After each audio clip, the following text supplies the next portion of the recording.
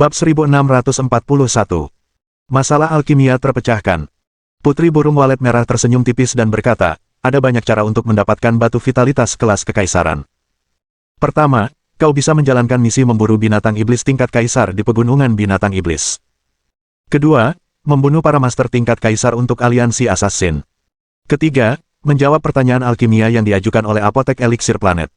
Saat ini, King Feng sedang berada di ibu kota kekaisaran Lingyun, dan ingin memburu binatang iblis di pegunungan binatang iblis, atau membantu aliansi pembunuh dalam menjalankan misi. Itu mustahil, karena hanya akan membuang-buang waktu, dan lelang ibu kota kekaisaran akan segera dimulai. Dia sekarang harus menjawab pertanyaan dari apotek eliksir planet untuk memperoleh batu vitalitas tingkat kaisar, dan membeli eliksir. Apotek eliksir planet adalah apotek eliksir terbesar di ibu kota kekaisaran.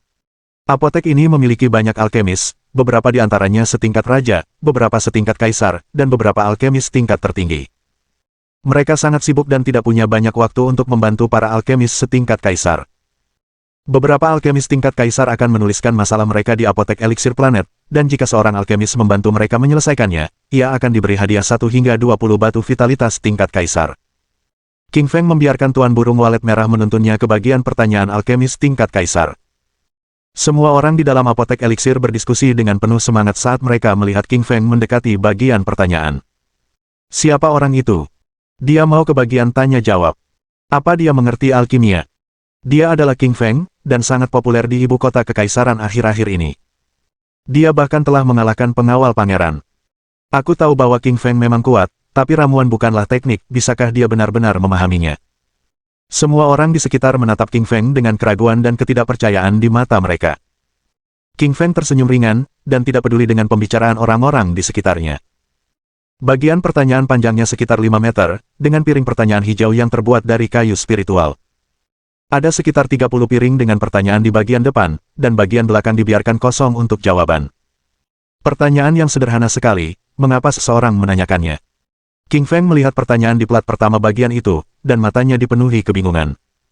Detik berikutnya, ia tersadar sambil menepuk-nepuk kepalanya.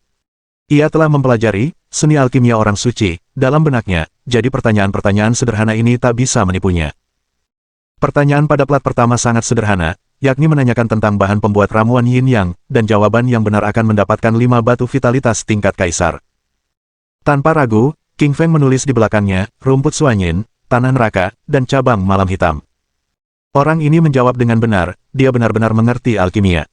Seorang pelayan muda mengikuti di belakang King Feng, dan terkejut melihat bahwa dia telah menjawab pertanyaan pertama dengan benar. Piring kedua bertanya, mengapa bintik-bintik hitam muncul pada pil batu magma? Jawaban yang benar akan mendapatkan 10 batu vitalitas tingkat kaisar. Pil batu magma membutuhkan lava setidaknya 5000 derajat, bersama dengan rumput 7 suan dan buah bumi yang. Jika suhu lava tidak mencapai 5000 derajat, bintik-bintik hitam akan muncul. Dengan mudah, King Feng menulis jawabannya di balik piring. Pertanyaan ketiga, bagaimana cara meningkatkan tingkat keberhasilan alkimia? Jawaban yang benar akan mendapatkan 20 batu vitalitas tingkat kaisar. Waktu penyeduhan alkimia perlu dikontrol. Sekali lagi, King Feng dengan mudah menuliskan jawaban yang benar tanpa kesalahan. Tiba-tiba, King Feng telah menjawab 10 pertanyaan, dan kemajuan ini mengejutkan semua orang. Semua orang di apotek eliksir planet menatap King Feng dengan kaget. Tak seorang pun menyangka ia bisa menjawab semua pertanyaan ini dengan mudah. Mungkin mudah untuk menjawab 3 pertanyaan pertama, tetapi mulai pertanyaan keempat, jawabannya menjadi semakin sulit. Namun, dulunya King Feng adalah orang yang tidak dikenal, yang sekarang telah dengan mudah menjawab 10 pertanyaan, tanpa ada niat untuk berhenti. 11, 12, 13. King Feng memecahkan pertanyaan-pertanyaan itu dengan semakin cepat, dalam sekejap mata, dia telah menjawab 30 pertanyaan. 30 pertanyaan memberinya 500 batu vitalitas tingkat kaisar. Pada akhirnya, dia mengejutkan tetua berambut putih di belakang apotek. Penatua berambut putih berjalan keluar, dia adalah seorang alkemis tingkat kaisar tahap 9, tetapi masih ada pertanyaan yang belum terpecahkan. Anak kecil, izinkan aku bertanya kepadamu, jika kamu menjawab dengan benar, aku akan memberimu 1 ramuan jiwa kaisar, kata tetua berambut putih itu. King Feng mengangguk dan berkata, ada apa? Tanyakan saja. Petik 2. Tetua berambut putih bertanya, apa yang harus kulakukan jika akar rumput jiwa langit patah? Rumput jiwa langit merupakan tanaman herbal yang sangat langka dan berharga. Ramuan ini dapat memperbaiki jiwa, sehingga sangat membantu pembentukan jiwa para praktisi kultivasi. Setiap praktisi kultivasi menyukai ramuan ini, tetapi sayangnya ramuan ini hanya ada di tempat terdingin, dan sangat langka. Rumput jiwa langit juga tidak dapat melihat sinar matahari, dan begitu melihatnya, akarnya akan hancur dan mati. Pertanyaan ini agak sulit.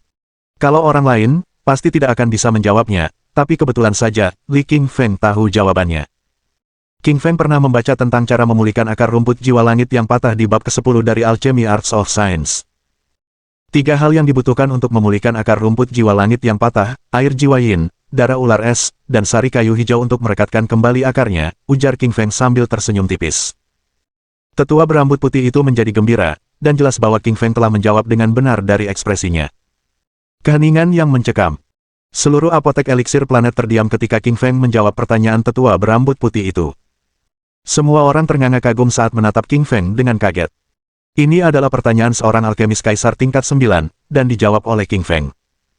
Apotek eliksir planet dipenuhi keheningan, baik pelayan muda maupun alkemis lainnya, mereka semua menatap Qingfeng dengan kaget.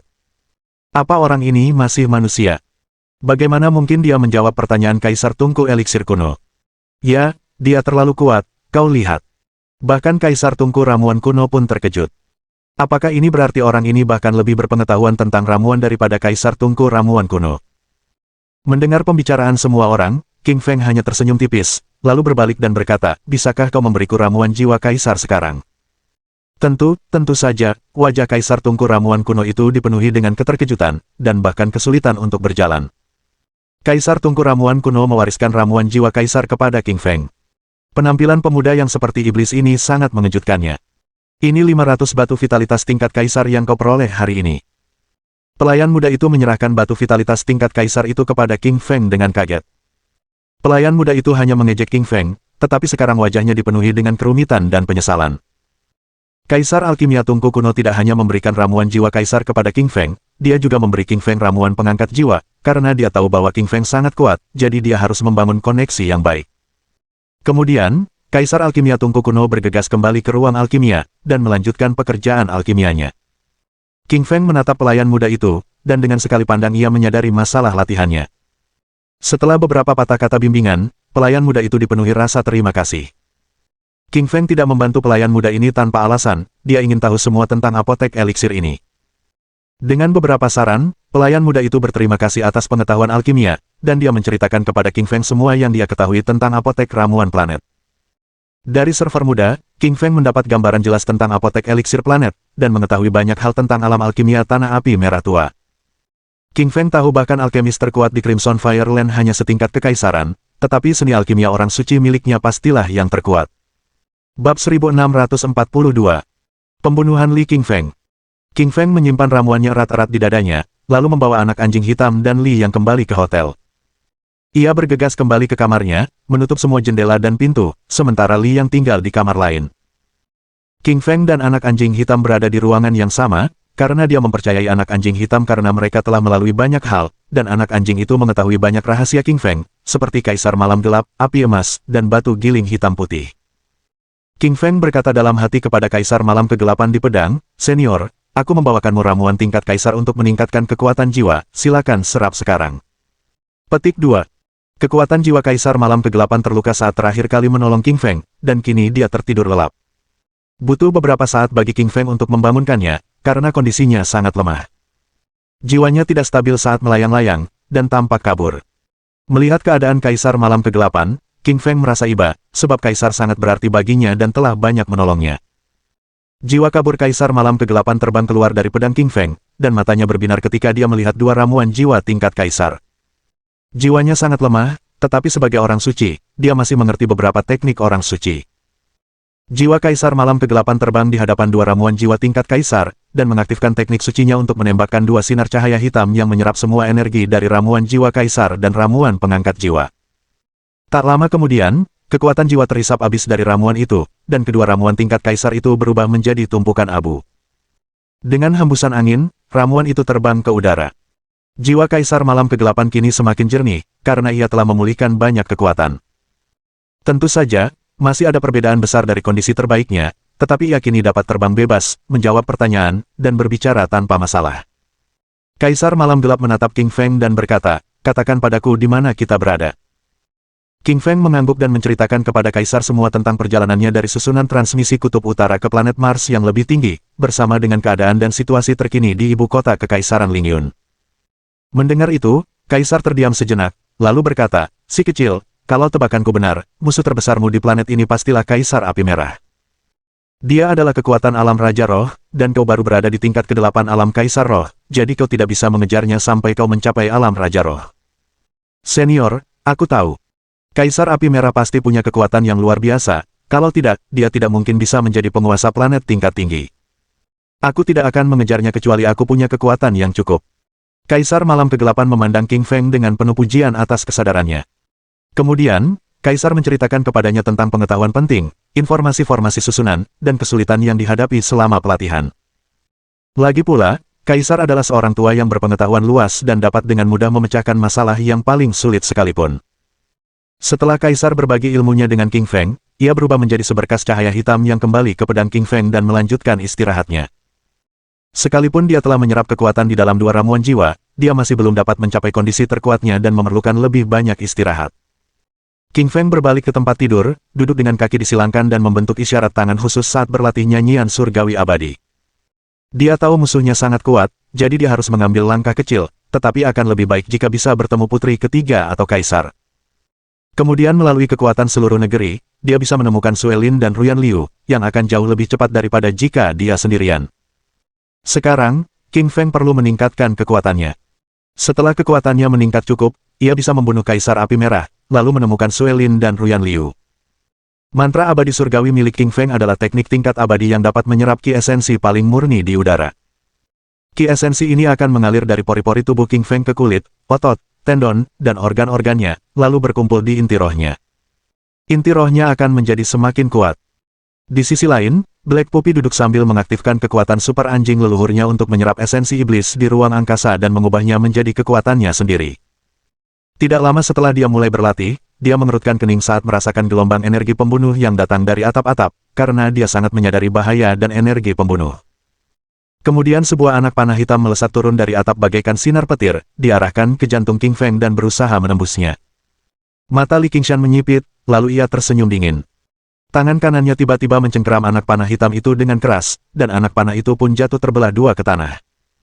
Namun, wajah King Feng berubah sesaat kemudian, karena panah hitam itu mengandung racun mematikan.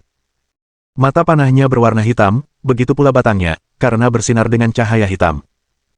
King Feng telah mencapai level alkemis kaisar, jadi dia tahu bahwa ini adalah racun level kaisar, yang membunuh kekuatan level kaisar dalam satu tembakan. Cahaya hitam muncul di kulit telapak tangannya, cahaya hitam ini berubah menjadi garis-garis hitam yang mengikuti sepanjang telapak tangannya hingga ke pembuluh darahnya, mencoba memasuki tubuhnya untuk menggerogoti organ-organnya. Mata dingin King Feng tersenyum dingin. Jika itu kultivator lain, mereka pasti akan mati karena panah ini. Namun, King Feng sama sekali tidak takut, karena ia berlatih tubuh api penyucian fana dan mampu memperlambat laju racun. Tubuhnya juga memiliki api emas, yang dapat membakar segalanya karena merupakan api tingkat suci. Angin sepoi-sepoi melepaskan api emas di perut bagian bawahnya, melepaskan 8.000 derajat panas yang mengerikan, mengalir dari pembuluh darah dan otot-ototnya, ke lengan dan tangannya. Api itu membakar semua racun tingkat kaisar, lalu lenyap menjadi abu di udara. Racun setingkat kaisar hitam ini bereaksi terhadap api emas seperti air terhadap api, dan langsung menghilang. Bab 1643. Aliansi Pembunuh Kalajengking. King Feng mengaktifkan api emasnya untuk membasmi racun tingkat kaisar, sementara matanya dipenuhi dengan niat membunuh. Ia segera berdiri, menghentakkan kaki ke tanah dengan keras, melesat ke angkasa, dan seketika menghantam batu bata di atap gedung itu. 2 pria berpakaian hitam berdiri di depan King Feng. Salah satunya bertubuh kurus dan pendek, mengenakan pakaian hitam ketat, dengan kain hitam menutupi wajahnya sehingga salah satu matanya tidak tertutup. Yang satu lagi berpakaian hitam juga di sebelah kiri, memegang busur panjang yang baru saja digunakannya untuk melepaskan anak panah, sementara laki-laki berpakaian hitam di sebelah kanan memegang pedang yang penuh racun karena berkilauan dengan energi hitam. Pria bermata busur itu dipenuhi keterkejutan saat melihat King Feng tidak terluka. Dia tahu bahwa dia telah mengoleskan racun tingkat kaisar ke anak panahnya. Begitu seseorang di bawah tingkat ke-9 alam kaisar tertembak, kematian tak terelakkan. Dia tidak pernah gagal, tetapi hari ini pemuda di hadapannya ini tampaknya tidak terpengaruh olehnya, sungguh tak dapat dipercaya. King Feng menatap kedua pria berbaju hitam itu, tersenyum dingin, dan berkata, "Dari mana kalian berdua datang?"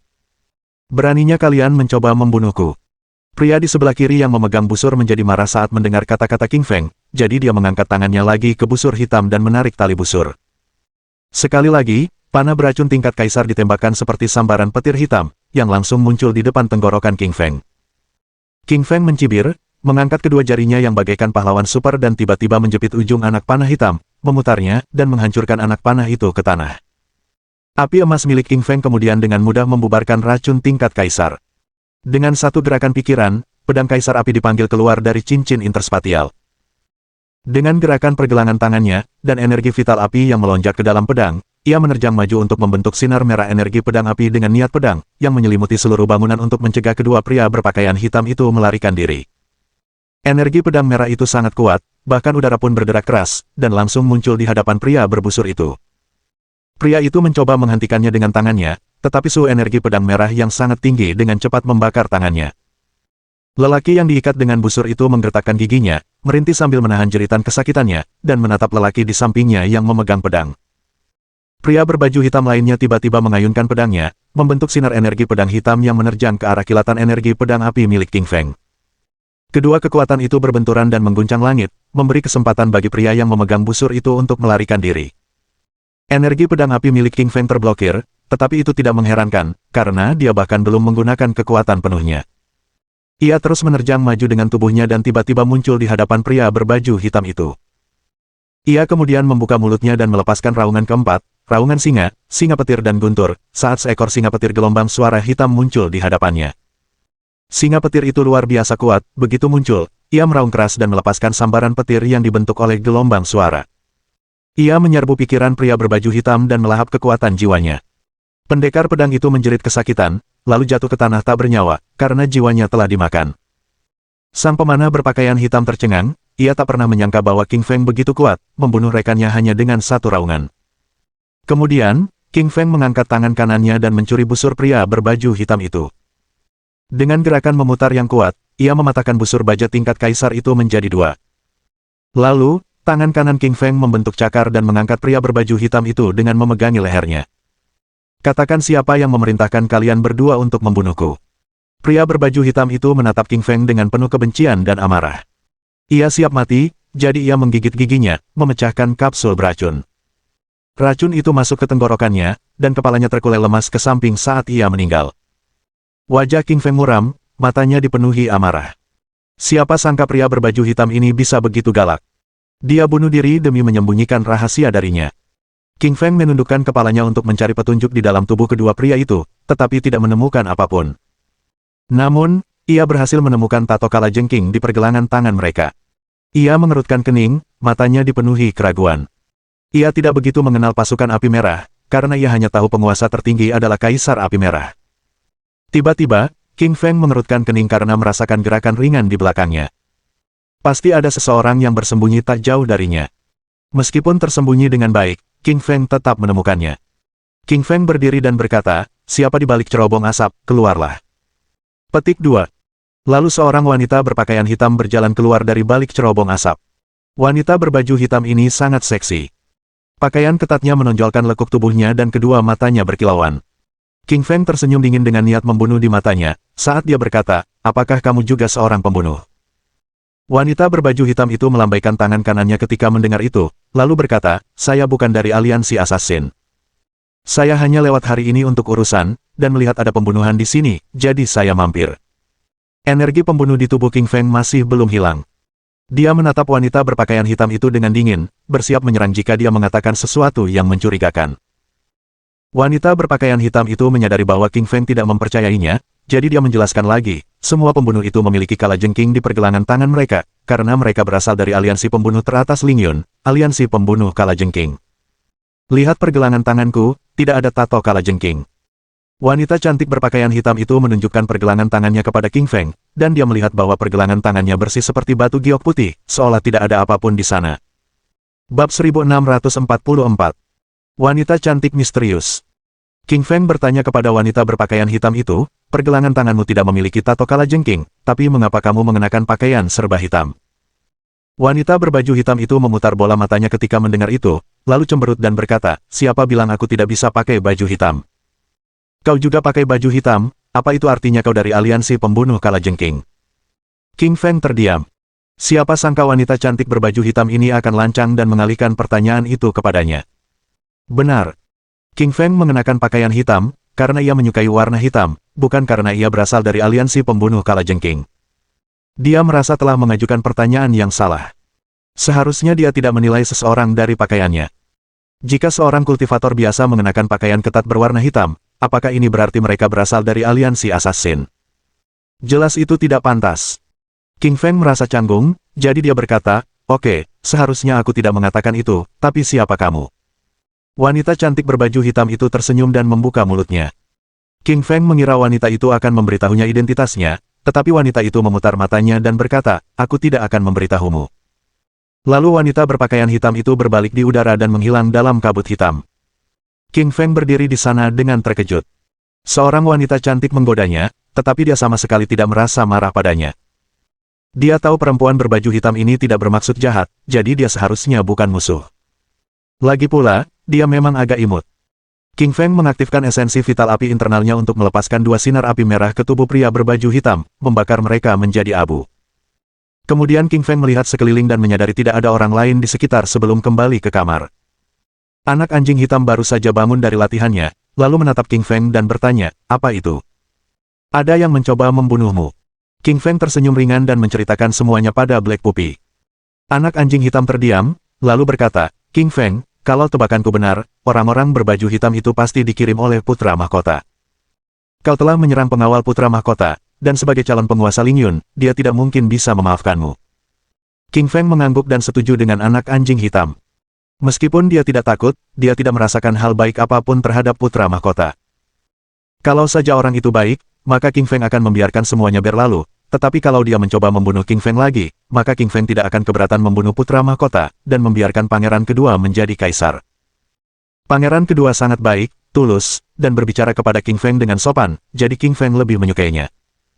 Tidak ada orang lain yang datang untuk membunuhnya setelah kedua pria berbaju hitam itu mati, jadi King Feng dan anak anjing hitam berkonsentrasi berlatih hingga matahari terbit. Mereka berdua merasakan peningkatan yang luar biasa dalam esensi vital mereka.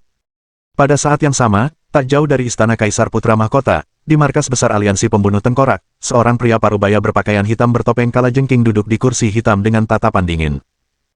Ia menatap pria jangkung kurus berpakaian hitam di bawahnya dan bertanya, "Nomor 1, bagaimana status pembunuh plat emas nomor 9 dan 10 yang kuperintahkan untuk kau kirim untuk membunuh King Feng?" Wajah seorang pria jangkung kurus berpakaian hitam berubah saat ia berbicara dengan suara rendah, "Tuan, belum ada kabar dari nomor 9 dan 10 sejak mereka pergi tadi malam. Saya tidak tahu apa yang terjadi." Pria parubaya bertopeng kalajengking itu terdiam, lalu berkata, "Kalau tebakanku benar, nomor 9 dan 10 pasti dibunuh oleh King Feng. Kita pasti meremehkan kekuatannya." Mata si nomor 1 dipenuhi kejutan. Ia tak menyadari kemampuan tempur si nomor 9 dan 10, karena keduanya adalah kaisar roh tingkat 9. Nomor 9 dan 10 memiliki racun yang mereka oleskan pada panah dan pedang mereka. Kultivator di bawah alam tertinggi manapun tidak akan memiliki kesempatan, mereka dapat dengan mudah membunuh mereka, tetapi bagaimana mungkin mereka berdua tidak mampu menangani King Feng. Pria parubaya berwajah kalajengking itu duduk di kursi hitam sambil mengulurkan tangan kanannya, sementara jari tengahnya mengetuk-ngetuk kursi, seakan-akan sedang merencanakan sesuatu. Tak lama kemudian, pria parubaya berwajah kalajengking itu berkata, "Nomor 1, pergilah bersama nomor 2 untuk membunuh King Feng." Mata nomor 1 penuh dengan keterkejutan, dia tidak menyangka sang tuan begitu berhati-hati hingga dia bahkan memerintahkan nomor 2 untuk pergi bersamanya. Nomor 2 sangat kuat, sebagai pembangkit tenaga listrik alam tertinggi tingkat pertama, dia bahkan telah membunuh master alam tertinggi tingkat kedua. Nomor 1 membungkuk dengan hormat, lalu menghilang ke dalam istana sambil menuju ke arah lain. King Feng tidak tahu bahwa karena dia telah membunuh dua pembunuh berpakaian hitam, dia telah menarik lebih banyak pembalasan, tetapi dia tidak peduli dengan cara apapun. Dia sekarang menuju ke apotek eliksir. Kali ini dia ingin mendapatkan eliksir untuk dirinya sendiri guna meningkatkan kekuatannya. Sinar matahari pagi pertama bersinar ke dalam penginapan dan menghangatkan tempat itu. Cuaca hari ini sangat bagus, King Feng mengangkat kepalanya dan menyadari matahari sangat panas, jauh lebih panas daripada matahari di bumi. Berjemur di bawah sinar matahari, King Ting membawa Black Puppy dan Li yang menuju apotek. Ia kembali ke apotek eliksir planet, dan kali ini, wajah staf muda itu dipenuhi senyum saat ia mendekati King King. Server muda ini sudah tahu bahwa King Feng memiliki pengetahuan luas dalam bidang ramuan dan alkimia dan dapat dengan mudah memecahkan pertanyaan alkemis tingkat kaisar, dan bahkan pertanyaan yang diajukan oleh alkemis kaisar tingkat 9. Server muda itu juga menerima bimbingan dari King Feng, yang membantunya dalam praktik alkimia, sehingga ia sangat setia dan menghormati King Feng. Begitu memasuki apotek eliksir, ia mendapati dua alkemis tingkat kaisar sedang berdiskusi. Ketika mereka melihat bahwa itu King Feng telah masuk, mereka berdua berlari menghampiri dengan senyum yang lebih lebar daripada jika mereka melihat para alkemis tingkat tertinggi di apotek tersebut. King Feng mengenal dua tetua alkemis, yang di sebelah kiri bernama Tetua Zhang, sementara yang di sebelah kanan bernama Tetua Wang.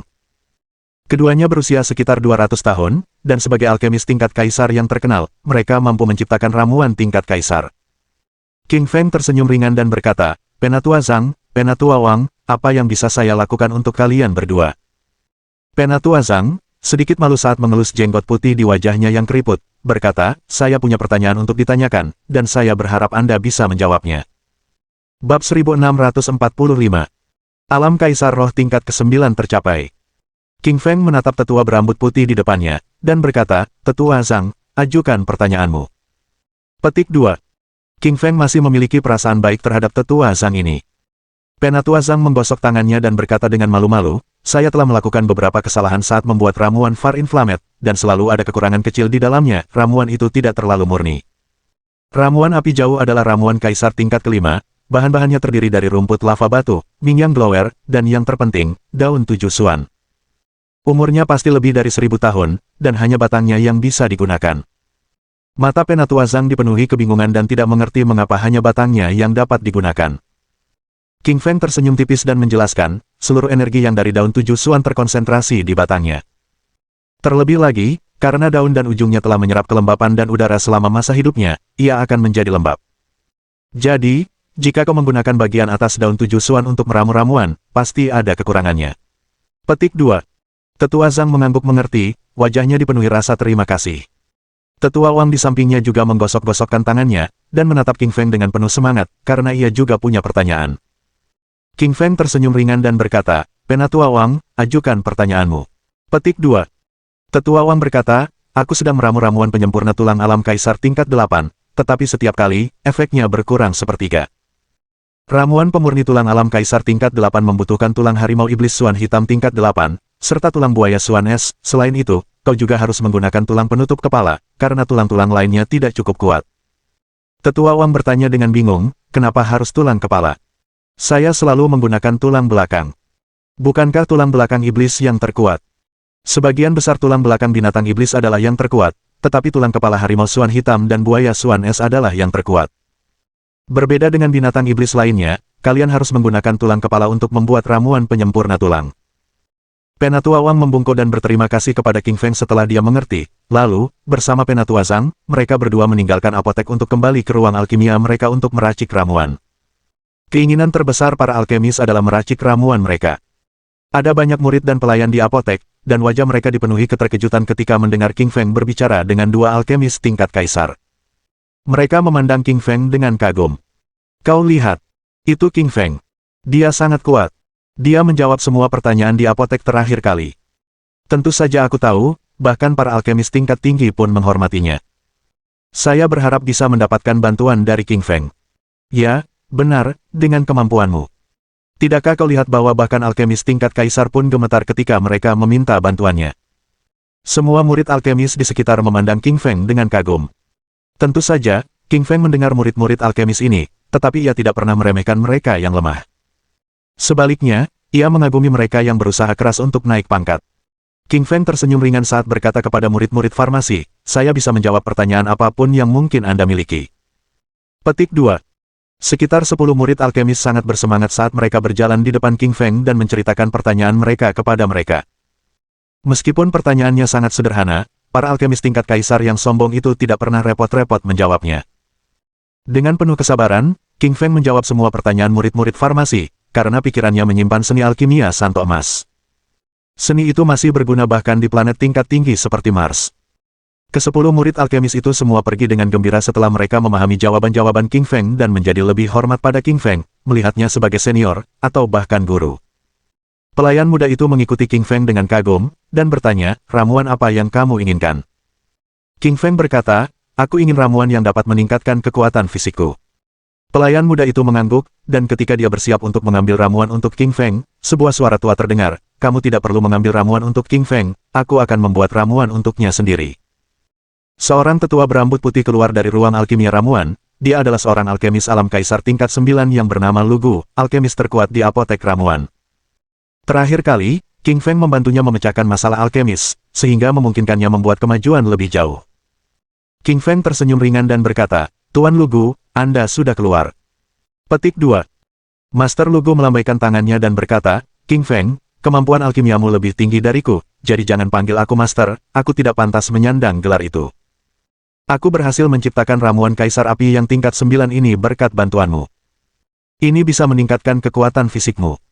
King Feng tahu bahwa butuh banyak upaya untuk membuat ramuan api yang tingkat 9 ini.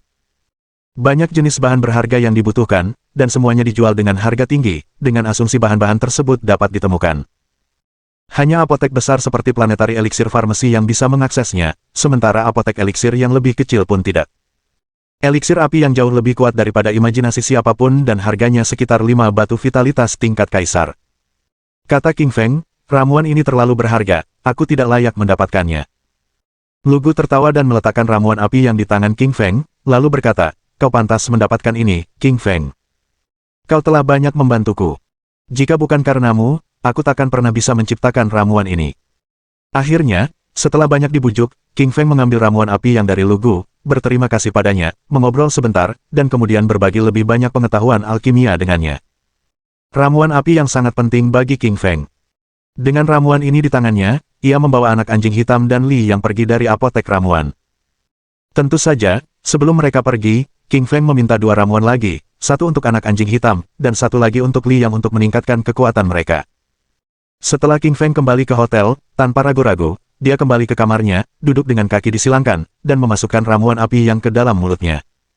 Setelah ramuan itu masuk ke mulut King Feng, ia berubah menjadi panas mendidih yang merupakan esensi vital api. Kekuatannya luar biasa, seolah-olah tsunami menyerbu tubuh King Feng, menembus kulit, otot, pembuluh darah, urat, dan berkumpul di inti roh perutnya. Perutnya bagaikan lubang hitam yang melahap esensi vital api raksasa itu dengan ganas. Akhirnya, satu tingkat lagi ditambahkan ke inti rohnya. Dengan 9 garis tanda, ia mencapai tingkat ke-9 alam kaisar roh. Bab 1646. Lelang dimulai. King Feng berdiri bagaikan seorang titan, tubuhnya memancarkan kekuatan gempa bumi, getaran keras meraung dari dalam tubuhnya dan seluruh udara di sekitarnya bergetar. Dia mengayunkan tangan kanannya dan menyerbu ke depan, merobek udara saat muncul di kehampaan, sementara ruangan penuh dengan kekacauan dan pecahan-pecahan. King Feng memperkirakan pukulannya membawa kekuatan sekitar 9 juta kilogram dan telah melewati alam kaisar roh tingkat ke-9. Kalau saja dia bertemu dengan seorang master alam tertinggi tingkat pertama, maka dia yakin bahwa dia pasti bisa mengalahkan lawannya. Anak anjing hitam di sampingnya merasakan energi kuatnya dan bergetar. Ia tahu jika ia memukulnya sekali, ia akan terlempar saat bersentuhan.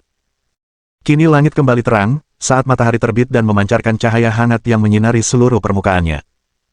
Burung-burung berkicau di pagi hari, seolah-olah burung pipit bernyanyi kegirangan merayakan King Feng yang mencapai tingkat baru. King Feng tersenyum ringan dan berkata, Upi, ajak Li yang datang ke lelang ibu kota kekaisaran bersamaku. Petik 2. Waktu berlalu dengan cepat, 3 hari telah berlalu dan tibalah saatnya lelang ibu kota kekaisaran. Li yang harus menghadiri pelelangan ini untuk mendapatkan berita, atau harta spiritual. Li yang khususnya mengenakan gaun hijau hari ini, yang menerangi wajah cantiknya dan menonjolkan pinggang rampingnya. Ia berdandan hari ini untuk menarik perhatian Li Yang.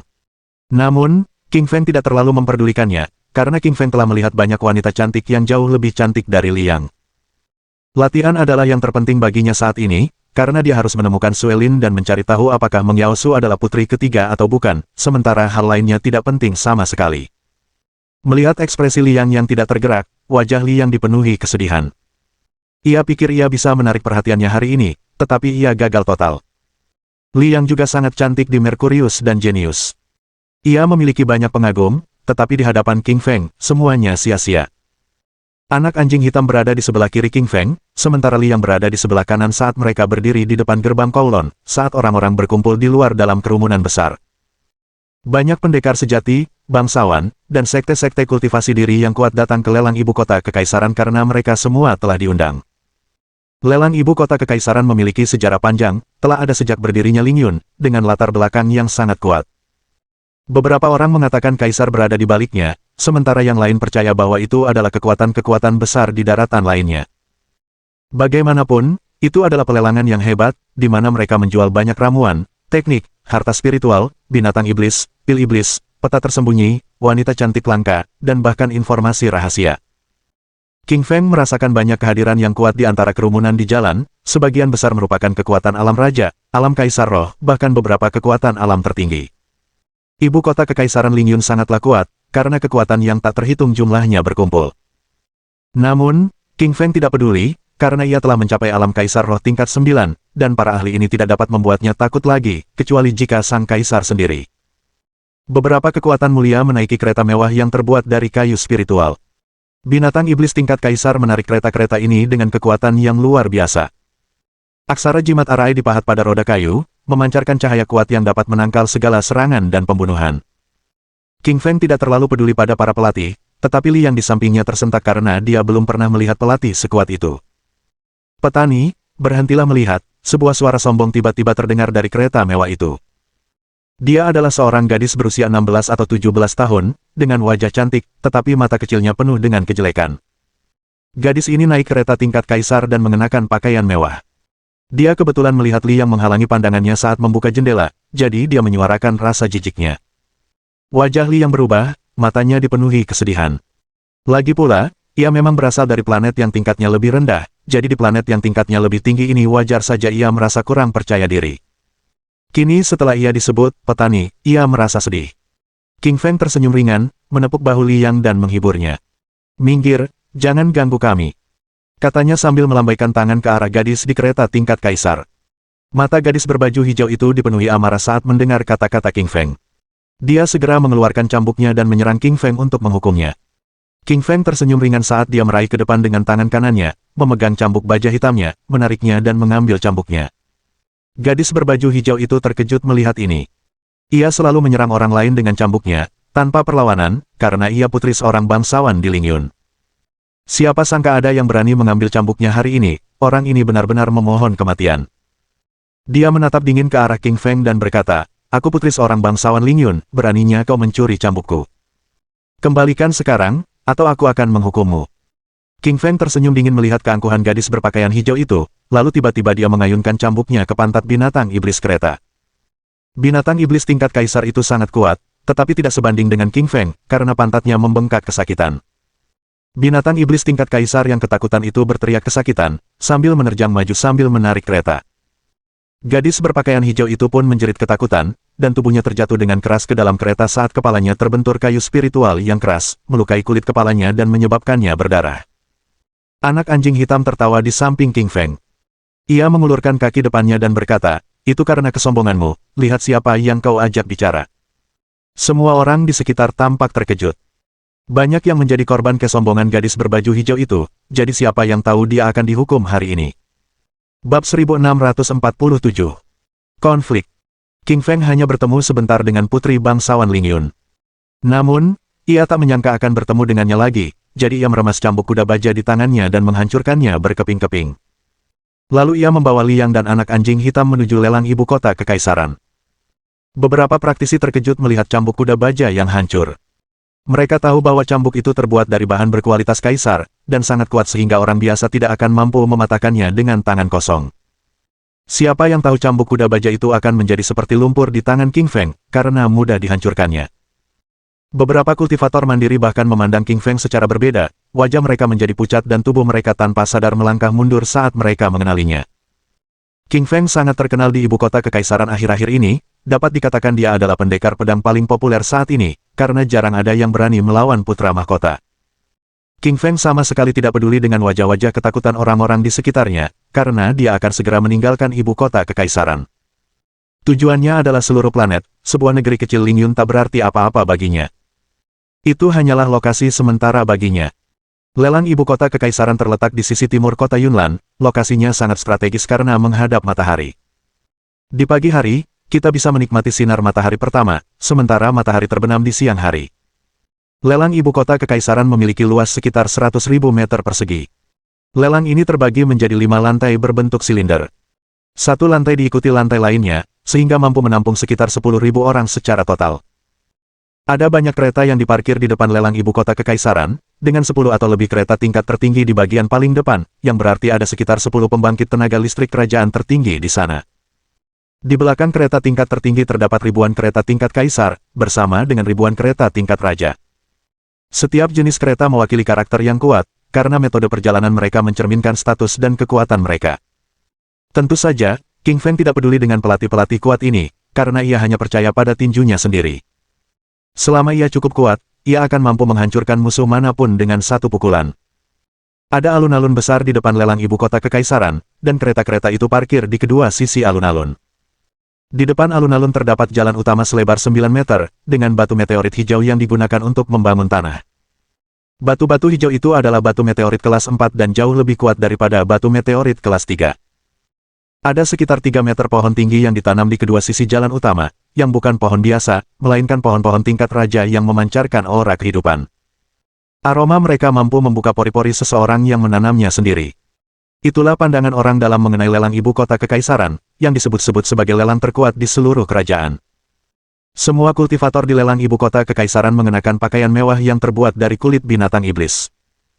Beberapa bahkan telah menggambar mekanisme pertahanan diri pada kulit binatang iblis tersebut, sehingga mereka dapat dengan mudah mempertahankan diri bahkan saat diserang.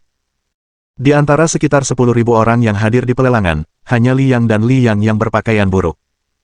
Namun, Li Yang tidak peduli, asalkan nyaman, ia akan mengenakannya, meskipun itu hanya pakaian biasa seharga 10 yuan. Namun, orang luar melihat ini sebagai kurangnya kekuatan. Orang-orang menilai berdasarkan penampilan, dimanapun di dunia. Jika Anda berpakaian rapi, orang lain akan kembali memandang Anda, dan menganggap Anda kuat dan terampil.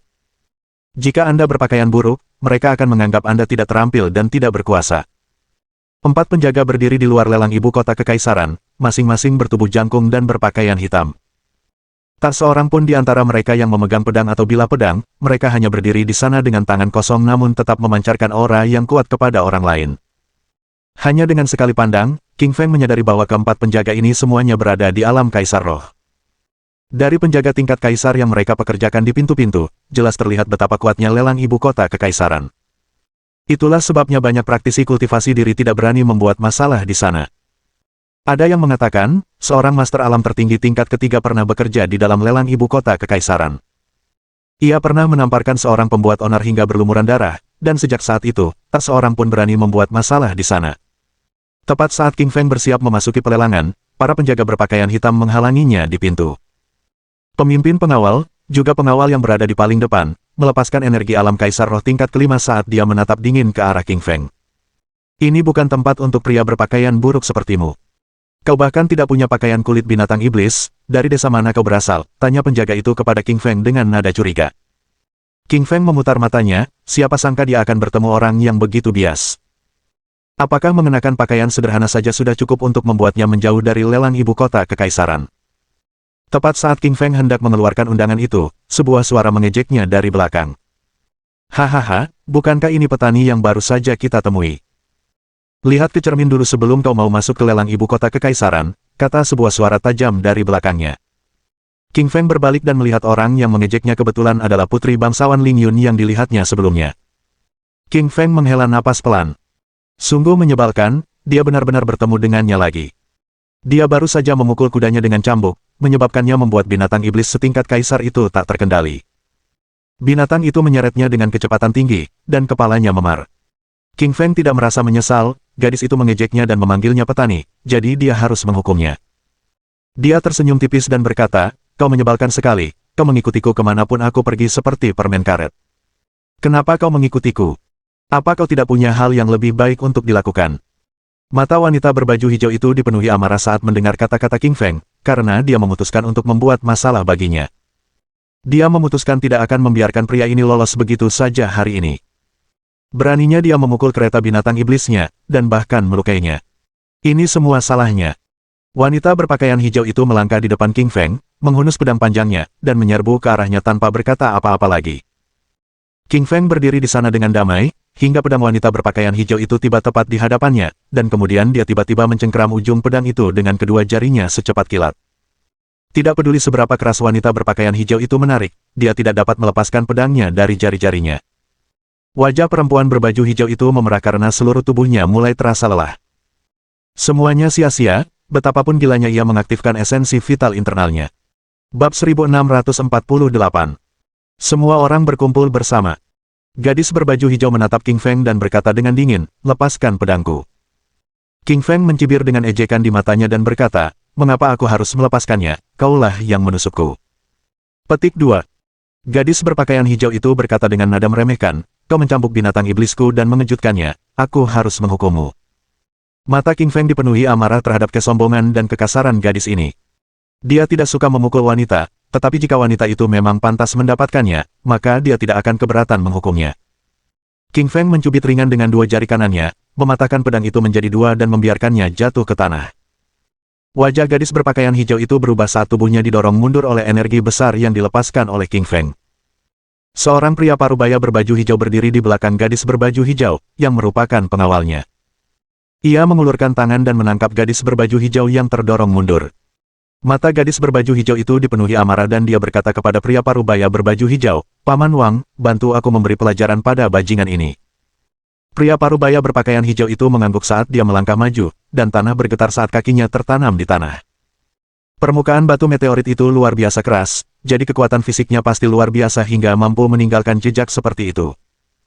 King Feng memperhatikan dengan saksama dan melihat bahwa pria parubaya berpakaian hijau ini memiliki tubuh yang tinggi dan berotot, dengan punggung tegak, alis tebal, mata besar, dan aura yang kuat seperti seorang prajurit. Dia pastilah seorang hamba bangsawan dan berpangkat tinggi, sebab kekuatannya telah mencapai alam kaisar roh tingkat 8. Celakanya, lelaki setengah baya berpakaian hijau ini bertemu dengan King Feng, karena siapapun yang berada di bawah alam tertinggi bukan lagi tandingan King Feng, apalagi seorang kaisar roh tingkat 8. King Feng tersenyum tipis, melambaikan tangan ke arah pria parubaya berbaju hijau, dan berkata, "Kau bukan tandinganku. Sebaiknya kau bawa pulang nona kecilmu itu dan jangan membuatku marah lagi." Petik 2. Akan tetapi, lelaki parubaya berpakaian hijau itu menanggapi King Feng dengan tatapan jijik sekaligus bangga. "Kau lihat.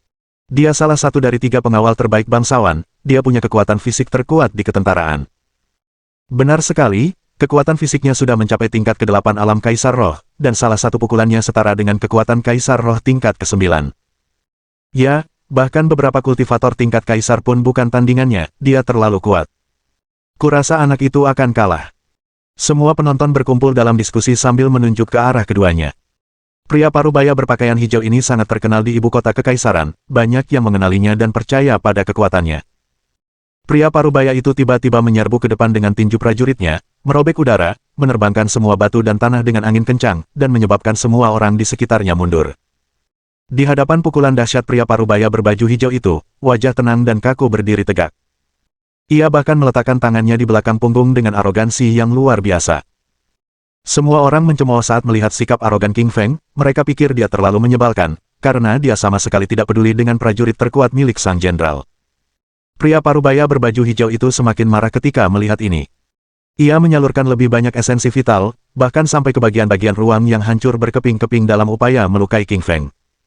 Tiba-tiba, kaki kanan King Feng menendangnya bagai kilat. Itu adalah jurus kaki petir yang ia latih di bumi, tetapi jarang digunakan hingga kini. Kaki petir milik King Feng bergerak dengan kecepatan luar biasa sehingga pria parubaya itu tak mampu bereaksi. Tendangan itu mengenai perutnya, membuatnya terlempar puluhan meter, lalu jatuh ke tanah, membuat lubang besar di permukaan tanah. Dengan kepalanya terputar dan mulutnya penuh darah, dia pingsan. Pemuda itu terlalu kuat, dia membuat pelayan nomor 1 bangsawan pingsan hanya dengan 1 tendangan. Kupikir pemuda itu hanya menyombongkan diri, tapi sepertinya pria parubaya itu justru pantas disebut sebagai orang lemah nomor 1. Kalian berdua buta. Tidakkah kalian lihat pemuda itu adalah King Feng? Dia baru saja mengalahkan sekelompok pengawal putra mahkota beberapa waktu lalu, pengawal bangsawan itu bukan apa-apa. Semua orang di sekitar berdiskusi dengan suara pelan, ketika seseorang mengenali King Feng dan memberitahu yang lain. Begitu mendengarnya, wajah semua orang berubah dan mereka mundur. Baru-baru ini, King Feng telah menjadi orang paling terkenal di ibu kota kekaisaran, meskipun beberapa orang mengenalinya, namun sebagian besar masih belum bertemu dengannya. Tak peduli apakah mereka tahu atau tidak, mereka semua tahu bahwa King Feng sangat sombong dan sangat melampaui batas dalam cara yang gila. Wajah gadis berpakaian hijau itu menjadi pucat ketakutan ketika dia mendengar diskusi tersebut. Dia telah mendengar tentang popularitas King Feng, dia berhasil makan malam dengan putri ketiga, menyuruh pangeran kedua menuangkan minuman untuknya, dan bahkan menyerang pengawal putra mahkota. Dia mungkin putri bangsawan, tetapi statusnya benar-benar berbeda dari mereka. King Feng tersenyum ringan dengan senyum dipaksakan di bibirnya saat dia berjalan menuju gadis berpakaian hijau. Gadis berpakaian hijau itu menjerit saat matanya berputar ke belakang dan dia pingsan saat melihat King Feng berjalan ke arahnya. King Feng terdiam, ia bergumam pada dirinya sendiri, apa aku benar-benar menakutkan? Aku bahkan belum menyentuhmu. Petik 2. Anak anjing hitam berkata di sampingnya, tentu saja kau menakutkan. Kau telah melumpuhkan pengawal terbaik bangsawan dengan satu tendangan. Siapapun pasti takut padamu. Keempat pengawal jangkung di luar pintu lelang menyaksikan pertarungan antara King Feng dan lelaki parubaya berpakaian hijau itu, dan kini wajah mereka semua pucat. Terutama penjaga tinggi pertama, karena dia mencegah King Feng memasuki lelang. Sekarang setelah dia tahu siapa King Feng, dia merasa malu. Penjaga jangkung itu tahu bahwa King Feng memiliki hak penuh untuk memasuki lelang ibu kota kekaisaran, dengan kekuatan dan ketenarannya, dia pasti memenuhi syarat untuk menjadi tamu berstatus VIP di lelang tersebut. King Feng tersenyum tipis, lalu mengeluarkan undangan yang diberikan pangeran kedua, menyerahkannya kepada pengawal bertubuh tinggi itu, dan berkata, lihat baik-baik, ini dari pangeran kedua. Penjaga jangkung itu menerima undangan emas itu dengan wajah pucat, lalu membungkuk hormat dan meminta maaf kepada King Feng. Maaf, saya pasti buta sehingga tidak mengenali Anda, silakan masuk. Penjaga jangkung itu dengan tulus meminta maaf, dan hampir memanggil King Feng ayahnya. Ketiga penjaga lainnya juga meminta maaf kepada King Feng, karena takut dia akan menimbulkan masalah bagi mereka. Mereka tahu bahwa bahkan pengawal putra mahkota dan bangsawan Ling Yun pun berani memukuli mereka, jadi mereka tidak punya perlindungan. Akan sangat memalukan jika mereka juga ditendang dan dipukul sampai pingsan. Bab 1649. Menendang pangeran kecil. Ayo, kita masuk. King Feng melambaikan tangannya, lalu membawa anak anjing hitam dan Li yang ke dalam lelang. Para penjaga jangkung di samping, bersama dengan tiga penjaga lainnya semuanya memandang King Feng dengan hormat dan takut. Aula lelang itu sangat mewah, karena lantainya terbuat dari batu meteorit hijau kelas 4. Batu itu sangat kuat, bahkan Kaisar Roh pun tak akan meninggalkan goresan sedikit pun di atasnya. Hiasan pada dinding terbuat dari kristal dan bersinar dengan cahaya terang. Begitu King Feng masuk, seorang pelayan cantik datang menghampiri. Pelayannya sangat cantik dengan wajah yang memikat, riasan tipis, bulu mata panjang, hidung mancung, pipi kemerahan, dan tubuh ramping yang tinggi. Ia mengenakan congsam ungu yang sangat menawan. Pelayan cantik itu berkata dengan penuh daya tarik, silakan ikut denganku, pangeran kedua sedang menunggu. King Feng berbalik dan melihat pangeran kedua melambai padanya di sisi barat aula. Dia tersenyum ringan dan berjalan menuju pangeran kedua, karena dia hanya mengenal pangeran kedua dan putri ketiga. Pangeran kedua sangat gembira ketika melihat King Feng mendekat. Ia berkata, aku sudah menunggumu. King Feng tersenyum meminta maaf dan berkata, maaf membuatmu menunggu. Petik 2. Saat dia dan pangeran kedua sedang berbincang, sebuah suara dingin dan arogan terdengar dari belakang mereka. Kau ini, kan, King Feng? Beraninya kau melukai pengawalku 2 hari yang lalu, tanya seorang pemuda dingin dan arogan bergaun piton bercakar 4. King Feng berbalik dan mendapati seorang pemuda yang tidak dikenalnya, tetapi dari cara dia berbicara, King Feng tahu bahwa dia pasti putra mahkota. Tentu saja, pangeran kedua berkata, kakak, pengawalmu bersikap kasar kepada King Feng, itulah sebabnya mereka terluka. Itu bukan salah King Feng. Putra mahkota menatap pangeran kedua dengan dingin dan berkata, kakak kedua, apa maksudmu?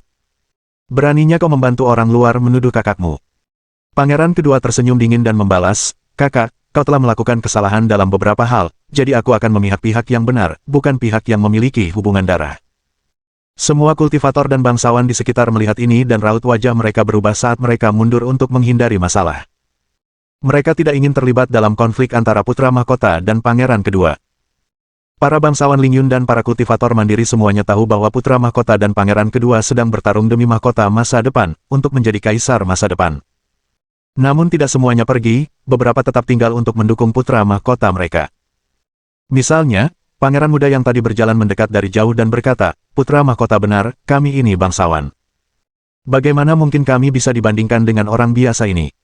Wajah pangeran kedua berubah saat dia melihat pangeran kecil. Pangeran kedua tahu dengan jelas bahwa ayah pangeran kecil merupakan salah satu dari 3 kekuatan super teratas di Ling Yun dan memiliki kekuatan dan ketenaran yang besar. Raja Ning dulu tidak mendukung putra mahkota maupun pangeran kedua, tetapi berkat bantuan King Feng, ia kini mendukung putra mahkota. Meskipun pangeran kecil bersikap sedikit, sikapnya tetaplah sangat keterlaluan. Namun, pangeran kedua tidak takut pada pangeran kecil dan pasukannya, karena ia telah banyak membantunya, dan ia sudah menganggap pangeran kecil sebagai teman. Tentu saja, ia tidak tahan melihat temannya diolok-olok. Pangeran kedua melirik pangeran kecil dengan samar dan berkata, "Pangeran kecil, ku dengar kau dikalahkan oleh King Feng, apakah kau menyimpan dendam?" Wajah pangeran kecil berubah dari hijau menjadi putih. Sungguh memalukan dikalahkan oleh King Feng, jadi ia bertekad untuk menghilangkan rasa malunya. Sejak dikalahkan beberapa hari yang lalu, ia telah memakan ramuan kaisar tingkat 9 yang ampuh, yang membantunya mencapai alam kaisar roh tingkat 9. Ia juga berlatih teknik-teknik ampuh dan yakin bahwa ia dapat menghukum King Feng. Pangeran kecil tersenyum dingin dan berkata, "Pangeran kedua, aku bahkan tidak mencoba sama sekali saat melawan King Feng. Jika aku bertarung lagi, aku pasti bisa mengalahkannya." King Feng menjawab dengan nada meremehkan, "Kau sudah kalah, kenapa kau masih mencari-cari alasan? Coba lagi kalau mau, dan aku akan menendangmu ke udara." Petik 2. Pangeran kecil tidak tahu bahwa King Feng telah menendang pengawal utama sang jenderal ke udara, tepat di luar pintu lelang. Pengawal itu tidak lebih lemah dari pangeran kecil, jadi jika dia tahu, maka dia tidak akan bersikap begitu liar di depan King Feng. Pangeran kecil berjalan ke arah King Feng dengan senyum dingin dan berkata, "Baiklah, jadi aku akan menunjukkan kekuatanku hari ini." Pangeran kecil mengaktifkan saripati vital internalnya dan melepaskan energi alam kaisar roh tingkat ke-9 yang kuat, saat mata King Feng tampak terkejut. Siapa yang mengira kekuatan orang ini akan meningkat dalam beberapa hari terakhir, sepertinya dia telah mempelajari teknik yang sangat hebat. Cakar ular piton. Pangeran kecil berteriak saat dia tiba-tiba menyerbu ke depan dengan cakar kanannya, dan inti sari vitalnya berubah menjadi seekor ular piton besar. Ular piton itu panjangnya beberapa ribu meter, dengan kekuatan dahsyat yang merobek udara dan mengguncang ruang saat ia menyerbu ke arah King Feng dalam upaya untuk memakannya. Pangeran kecil telah mencapai tahap pembentukan bentuk esensi vital, yang merupakan alam yang kuat, sementara semua kultivator lainnya terkesiap melihat pemandangan itu. Tidak peduli apakah itu teknik bela diri, teknik pedang, atau niat, begitu seseorang mencapai tingkat yang kuat, mereka dapat membentuk-bentuk dengan energi mereka. Konsepsinya bisa berupa emas, kayu, air, api, atau tanah, atau bahkan binatang buas, hewan, gunung, sungai, danau, bulan, matahari, planet, dan seterusnya. Konsepsi pangeran kecil adalah seekor ular piton. Ia adalah binatang iblis kuno yang kuat dan sangat terkenal di zaman kuno. King Feng mengaktifkan teknik tubuh api penyucian fana, saat ia melepaskan skrip jimat neraka hitam dan mengumpulkannya ke kaki kanannya. Kaki kanannya seluruhnya hitam, seakan-akan itu adalah kaki besar dari neraka, lalu dia menendang ke depan ke arah ular piton saripati vital pangeran kecil. Bang! Pada saat yang sama, kaki petir milik King Feng terus menendang wajah pangeran kecil, menyebabkan dia terlempar keluar dengan jejak kaki yang jelas di wajahnya. Bab 1650. Lelang yang meriah. Keheningan yang mematikan. Seluruh lantai pertama gedung lelang itu hening, tak seorang pun bicara. Tak seorang pun berdiskusi, sampai-sampai suara jarum jatuh pun terdengar. Semua orang membuka mulut mereka lebar-lebar, sampai-sampai bisa memasukkan telur ke dalamnya. Baru setelah sekian lama, orang-orang mulai berdiskusi. Apa yang kulihat? Putra Raja Ningling Yun, pangeran kecil, ditendang di wajahnya.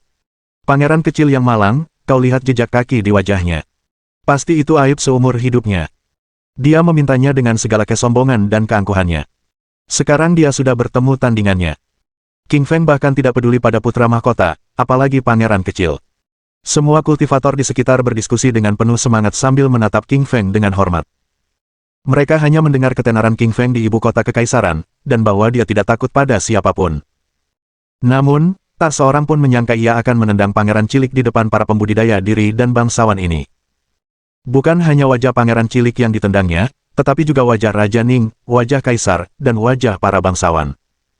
Pangeran kecil pun terkejut, ia terjatuh ke tanah dan bahkan lupa untuk bangun.